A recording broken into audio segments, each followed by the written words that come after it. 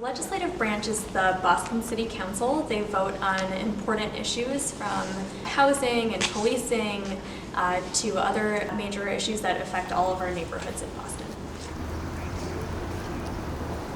The office of the mayor determines lots and lots of important decisions, especially regarding the development of housing and the budget for the city of Boston. Boston, there's a mayor, there's the legislative body, which is the city council, and then Boston has its own court system.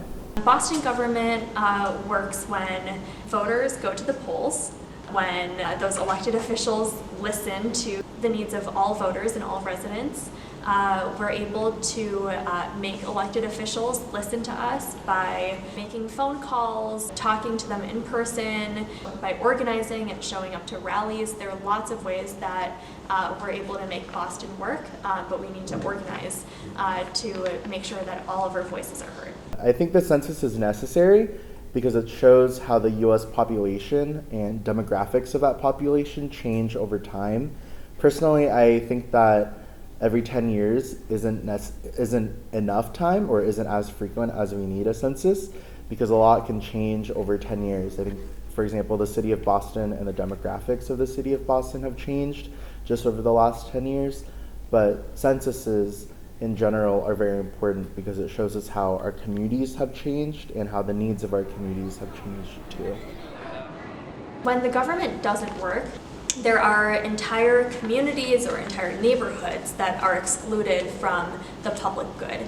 That often means that people of color are over-criminalized. That often means that our roads have lots of potholes. It means that our garbage doesn't get picked up. There are lots of ways that government doesn't work, especially for working class people of color, and it's our jobs to make sure that voters get to the polls and that all residents are heard in our democracy. Census is really important because it helps us decide not just how many people are living in each neighborhood or a city or town or municipality, but that information in the year after the census, so in 2021, will be used to decide how we draw up city, council, and state and representative and senate lines. So that means based on the number of people living in a district and whether that's changed, influx, or deflated, that means that we'll use those lines to draw maps determining how many districts or how many people are in each district that we vote for in city council. We are already kind of seeing the impact of an undercount because Boston is kind of habitually undercounted. So there's always kind of struggles over funding for like the T I said, public schools. I know some public schools in Boston like are either closing or have closed, and that is at least in part connected to undercount of the census. And actually in the 2010 census, Massachusetts lost, I believe, a congressional representative. So they definitely have consequences. The count has consequences. An average of $2,372 like per person that fills out the census. It's very important.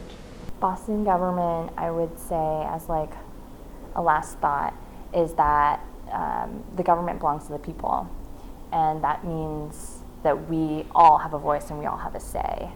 So it will only work as long as we each participate, because otherwise the government no longer reflects the people.